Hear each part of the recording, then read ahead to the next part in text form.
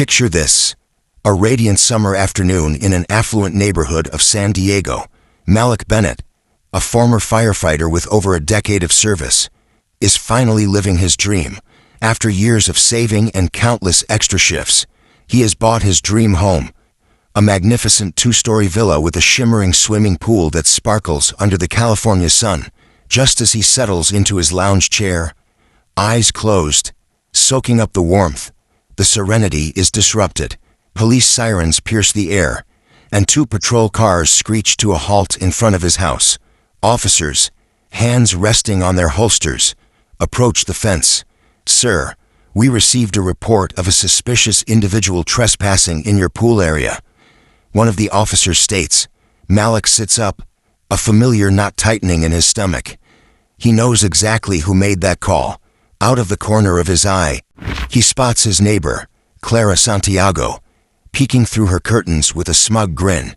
This isn't the first time she's pulled a stunt like this. And little does she know, it's about to be her last. Let's rewind to where it all began. 2 months earlier, Malik was excitedly moving into his new home. After a decade of service to his community, he had finally achieved what his parents could only dream of: owning a house in one of San Diego's most desirable neighborhoods. The previous owners had taken excellent care of the property, especially the backyard pool that had captivated Malik from day one.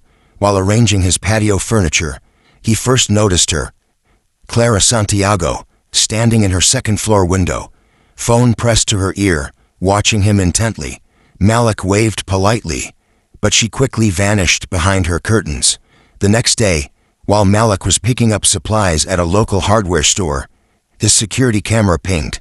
There she was, striding through his unlocked back gate as if she owned the place.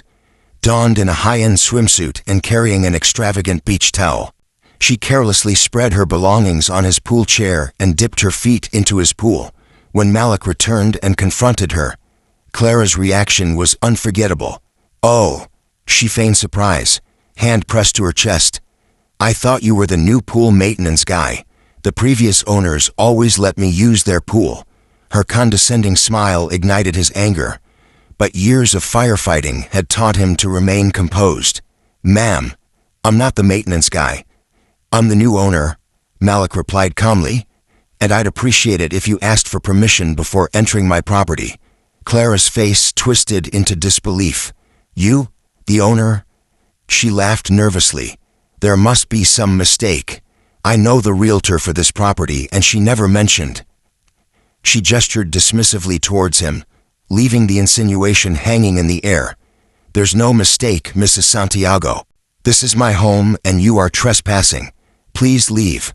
Malik's voice remained steady, but inside, he was counting to 10 as Clara gathered her belongings, muttering under her breath, "We'll see about that." It wasn't a threat. It was a promise. In the following weeks, Clara's antics escalated from annoying to outrageous. One Saturday morning, Malik awoke to the sounds of laughter and splashing. Peering through his window, he couldn't believe what he saw. Clara had invited a group of friends over for a pool party in his backyard.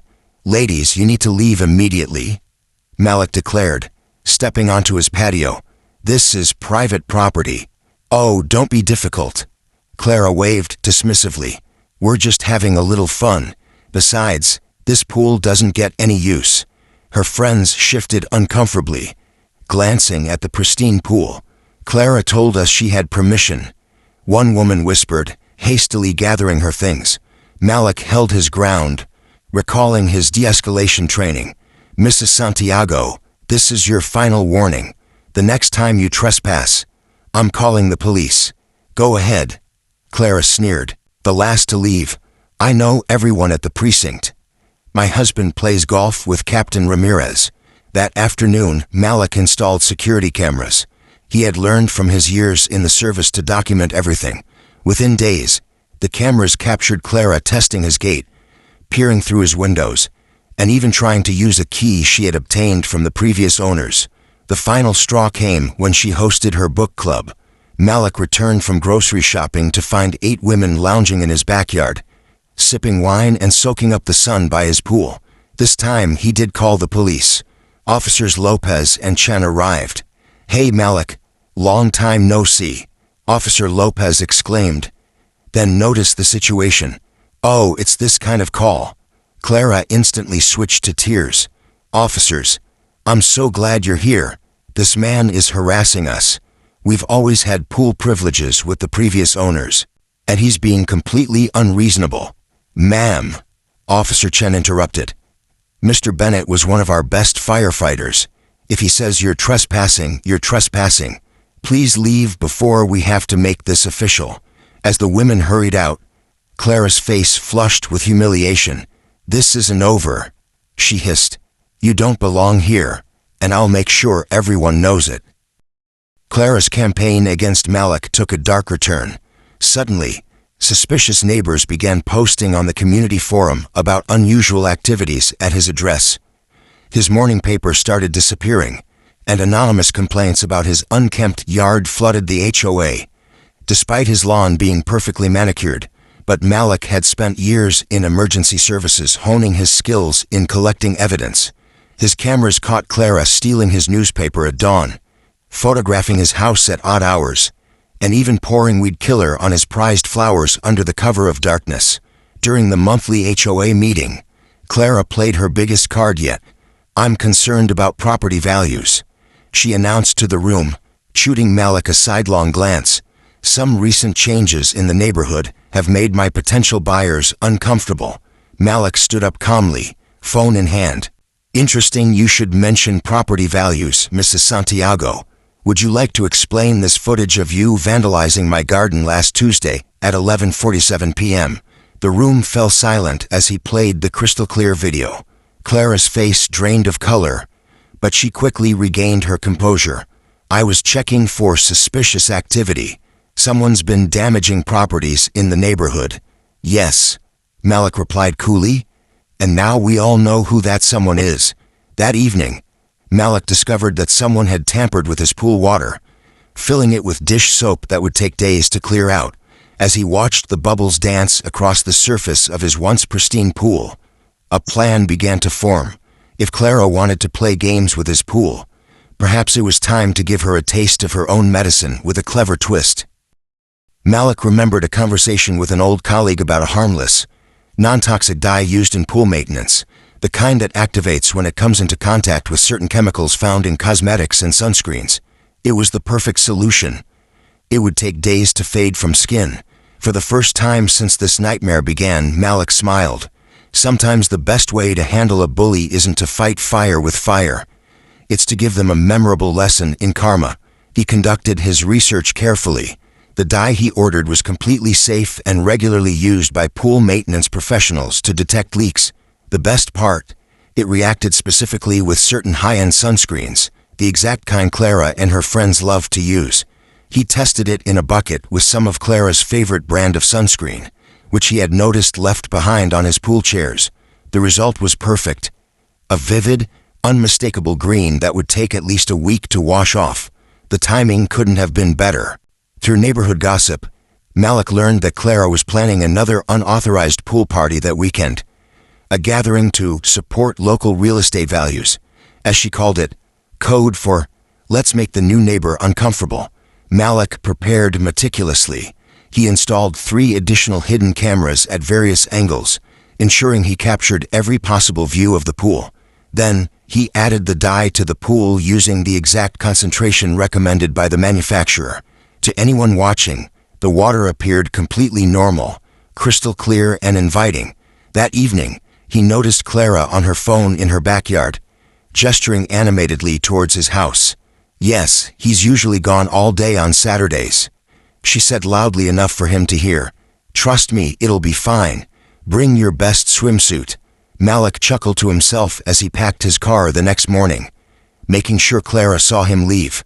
Instead of driving away, he parked around the corner, walked back through the side gate to his home office, which had a perfect view of the pool. The security app on his phone pinged right on schedule. Clara was testing his back gate. This time Malik didn't feel angry. He settled into his chair, phone ready to record, and awaited the unfolding of karma. At precisely 2 p.m., Clara made her entrance. She sauntered through Malik's gate like she owned the place. followed by 6 friends, all carrying lavish beach bags and wearing high-end swimsuits. They set up their gathering with practiced efficiency. Champagne bottles, gourmet snacks, and Bluetooth speakers playing soft jazz. "Ladies, welcome to our Saturday oasis," Clara announced, raising her glass. "What the new owner doesn't know won't hurt him." The women giggled nervously. But the allure of an exclusive pool party on a hot San Diego afternoon quickly won out. One by one, they slathered on their expensive sunscreens, the precise brands Malik had tested. Clara was the first to plunge into the water, making a grand splash. "The water's perfect," she proclaimed. Her friends followed suit, blissfully unaware of the impending chemical reaction.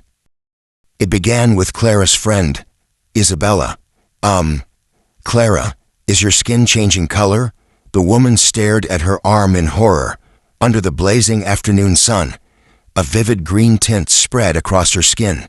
Clara looked down at her own hands, letting out a shriek that could have startled the birds. "What's happening?" Her usually fair complexion was morphing into a bright, unmistakable shade of green. Like a chameleon in a St. Patrick's Day parade, chaos erupted as the women scrambled out of the pool, panicked and grabbing their belongings. Their expensive cosmetics were now streaking green across their faces, and their meticulously manicured hands looked like they'd been dipped in paint. "My cousin's wedding is next week," one woman wailed, inspecting her now green legs. "I'm supposed to be in the photos." Clara stood there, dripping green from head to toe, her face twisted in rage. This was intentional. She sputtered, looking around wildly. That's when she noticed one of the cameras, its small red light blinking happily. The exodus that followed would have earned medals for speed. 6 green-tinted women sprinting through the neighborhood in their designer swimsuits, leaving trails of wet footprints behind. The video spread like wildfire on social media. Malik had edited it perfectly, starting with clips of Clara's previous trespassing incidents, followed by the pool party catastrophe, all set to the same jazz music they had been playing. Within hours, it amassed millions of views across various platforms. Local news outlets picked up the story. "Trespassing Clara turns green with envy" became the trending headline. Security footage showcased Clara's repeated intrusions, her vandalism attempts, and finally, her emerald transformation. The comment sections exploded with people sharing their own Clara stories, causing the video to gain traction even faster. Clara's real estate agency couldn't ignore the viral disaster. Their social media pages were inundated with green emoji comments. Prospective clients began questioning whether they could trust an agent who trespassed on private property. By Monday morning, they issued a statement. "We uphold our commitment to property rights. The actions depicted in the video do not reflect our company's values." The neighborhood WhatsApp group buzzed with excitement. Residents who had previously remained silent during Clara's campaign against Malik now found their voices. "She did the same thing to the Smiths last year. Remember when she called the cops on those kids selling lemonade?" The tide of silence had finally broken, but the most satisfying moment came when Clara, still showcasing a distinct green hue, attempted damage control. She posted a video explaining her side of the story, but her green-tinged appearance only made it go viral for all the wrong reasons. "I was just trying to maintain community standards," she insisted, her green face glowing under the camera lights, rendering her the perfect image of a frustrated wicked witch of the West. Malik didn't say a word. He simply enjoyed his pool, waving cheerfully whenever he spotted a green-tinged figure peeking through neighboring curtains. Clara's attempts to salvage her reputation only dug her deeper into a green-tinted pit. Her lawyer sent Malik a cease and desist letter demanding he remove the video. Malik's response was straightforward: a compilation of her trespassing incidents, complete with timestamps and documented police reports. "You can't prove that pool dye was meant for us specifically," Clara's lawyer argued in a follow-up email, but Malik's security footage, showing her stealing his newspaper and vandalizing his garden, quickly ended that discussion. The neighborhood atmosphere shifted dramatically. People who had once avoided Malik now stopped to chat. Mrs. Rivera from across the street brought over her famous flan. "I should have spoken up sooner," she confessed, Clara reported my Christmas lights to the HOA last year because they were too festive. The Smith family next door finally shared their experience of Clara trying to have their children's basketball hoop removed, claiming it diminished property values. Even Clara's closest friends began distancing themselves, particularly since some still bore faint green tints. Clara's final act of revenge backfired spectacularly. She attempted to organize a neighborhood meeting to address hazardous chemical usage in pools, but only 3 people attended, all wearing green ribbons in silent support of Malik. The cherry on top came when Clara's husband was overheard at the local golf club. "Do you know how hard it is to close a real estate deal when your wife is literally green?" he lamented to his friends. "She can't even show houses right now. People keep asking if she's feeling okay." Malik maintained his professional demeanor throughout it all. When reporters sought his comments, he simply said, "Everyone is welcome to use my pool. They just need to ask permission first." His small smile spoke volumes. 2 weeks later, a for sale sign appeared in front of Clara's house.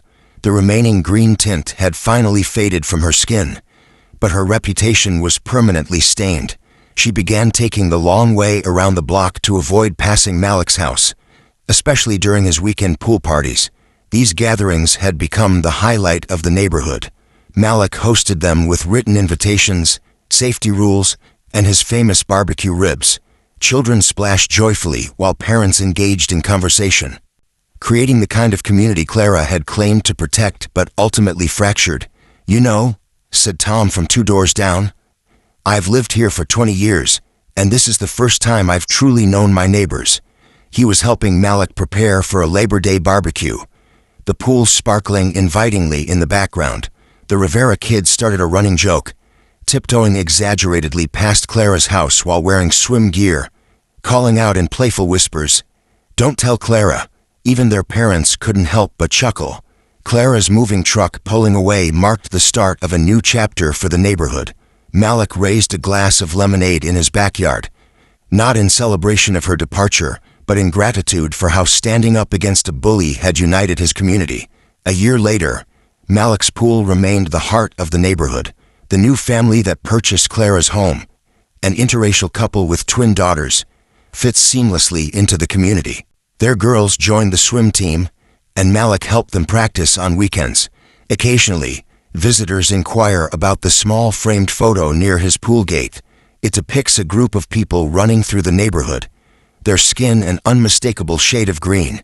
Malik simply smiles and says, "That's a reminder that karma has a way of making a splash." The security cameras still serve their purpose, but these days, they capture different moments. Birthday parties, swimming lessons, and neighbors bonding over summer evenings. The HOA meetings are shorter, friendlier, and remarkably free of complaints about property values. Last week, Malik received an intriguing email. A local news station had discovered that Clara, now living in another state, was making waves in her new neighborhood. Something about demanding access to someone else's tennis court. He chuckled, marked the email as read, and headed outside to enjoy his pool. As he floated in the crystal-clear water, Malik reflected on how sometimes the best revenge isn't about getting even. It's about showing others how to stand up for themselves. His pool had become more than just a luxury. It was a testament to resilience and community. If you've ever dealt with a Clara in your life, remember, sometimes the best way to handle entitled behavior is to let karma take its course. Just ensure you have good security cameras and perhaps keep some pool dye on hand. Drop a comment if you believe Clara got exactly what she deserved, and share your own stories of standing up to entitlement. Don't forget to hit that like button and subscribe for more tales of sweet, satisfying justice. Okay, so let's unpack this one. We're doing a deep dive today into a set of sources you sent us, our listener, and it tells this pretty dramatic story. Dream home, swimming pool. And a neighbor dispute that just, wow, it escalates in some really unexpected ways. Totally. Think of it as maybe a masterclass in boundaries, consequences, and yeah, maybe a little bit of satisfying karma. Definitely some karma involved. So our mission here is to pull out the important insights from this whole narrative you shared. Okay, so the sources introduce us to Malik Bennett, He's a former firefighter, finally gets his dream home in San Diego, pool included. The dream, but his peace. Well, it lasts about 5 minutes before his neighbor, Clara Santiago, shows up. Almost instantly, yeah. She starts trespassing to use the pool. Apparently, she thinks she has some kind of, like, prior arrangement or privilege. Right, and when Malik confronts her, calmly explains he's the owner now, her reaction is, well, it's disbelief. Condescending, even, like he's the one who's wrong. It's pretty baffling. It makes you wonder, like, what creates that level of entitlement to just assume access to someone else's property? Exactly. That's a big theme here. And it ramps up fast. Clara goes from just, sneaking in herself to bringing groups of friends over, unauthorized pool parties. And just dismisses Malik's request to stop as him being difficult. He warns her, says he'll call the police, and she actually sneers, claiming she's got connections down at the precinct. But Malik, he draws on his background. Yeah. Right, his service experience. He gets smart, starts documenting everything. Which turns out to be absolutely crucial. He installs security cameras. And they capture it all. Her trying the gate, peering through windows. She even tries a key at one point. It shows this deliberate pattern, ignoring boundaries completely. It really comes to a head when she decides to bring her whole book club over for a pool party. Uninvited, of course. So Malik calls the police, and they recognize him from his firefighter days, validate he's the owner, and tell Clara and her literary friends to leave. Humiliated. The sources say she just vows this isn't over and tells Malik he doesn't belong there. Chilling. And she means it. She shifts tactics, starts this campaign, posting weird claims online about his property, stealing his newspaper. Flooding the HOA with complaints about his yard being unkempt, even though it's immaculate. His cameras catch her doing it all. Stealing the paper, taking photos of his house late at night, and then pouring weed killer on his flowers. Just malicious. Wow. At an HOA meeting, she tries to make it public, talking about property values, clearly targeting him. But Malik's ready. He calmly presents the video evidence. Her, caught red-handed, vandalizing his garden. Her excuse, she was checking for suspicious activity, it just falls apart. It really shows how far someone might go to avoid accountability, doesn't it? Even with proof right there. And the absolute final straw, before Malik takes action, she pours dish soap into his pristine pool. He just watches the bubbles. Yeah, here's where the story takes that really interesting turn. Malik doesn't retaliate with more vandalism. He devises this plan. A clever one. Using a harmless pool dye. It's invisible in the water, but reacts with chemicals in specific high-end sunscreens, the kind Clara and her friends apparently love. He prepares meticulously. More cameras, adds the dye, learns she's planning another party, pretends to leave but watches. And then, payback. Clara and 6 friends show up, slather on their fancy sunscreen, jump in. And within moments, they turn bright green. The water, too. Vividly, unmistakably green. Chaos. They scramble out, totally green. Clara spots a camera, realizes it was deliberate. And the leaks video, the green exodus, edited with clips of her past actions, set to their own jazz music. It goes viral. Local news picks it up. The comment sections just explode, people sharing their own Clara stories. Her real estate agency feels the heat. Even her attempt at damage control, like a video apology, it totally backfires because her face is still green. She looks like, well, the Wicked Witch, people said. The consequences are real. Her lawyer sends demands. Malik sends back his documented evidence. End of discussion. Her attempt to rally the community against him fails spectacularly. Only a few people show up, and some are wearing green ribbons supporting Malik. Even her own husband is apparently heard complaining about how her new complexion is hurting his business. It's a stark look at the cost, right? The cost of that entitlement and bullying. And what's really fascinating is how the whole thing kind of transforms the neighborhood. People who were silent before start sharing their own stories about Clara. Yeah, like reporting Christmas lights or trying to get a kid's basketball hoop removed. Yeah. Small tyrannies, Her friends distance themselves, and Malik's pool, the source of all the conflict. It becomes the heart of a rebuilt community. He hosts parties, but with invitations, rules, genuine connections form. The joke becomes, don't tell Clara. A symbol of the shift. Eventually, she puts her house up for sale. Her reputation is permanently stained, unlike the green tint, which eventually faded. A year later, the sources say Malik's pool is used for swim lessons, neighborly barbecues, positive stuff. There's even a framed photo near the pool of the green women. A reminder that, as the sources put it, karma has a way of making a splash. And the final kicker, an email surfaces. Claire is apparently causing similar trouble in her new neighborhood. demanding access to a tennis court this time. Some patterns are really hard to break, it seems. So what's the takeaway from this deep dive? This story, it's more than just a pool fight, right? Absolutely. It's a powerful example, really. Standing up to entitlement, documenting everything carefully, and choosing a clever, proportional response. It can actually shift the whole dynamic. It can create real consequences and even maybe counterintuitively help build a stronger community. Yeah, it suggests that sometimes the best response isn't necessarily loud confrontation, but letting someone's own actions, especially when documented, speak for themselves. It definitely reminds us about the ripple effects, both of that negative bullying behavior, but also of, positive resilience, standing your ground. So for you, our listener, maybe dealing with similar things. It raises questions, doesn't it? How do you choose to respond when faced with that kind of entitlement? And maybe more broadly, what kind of community do you help build around you?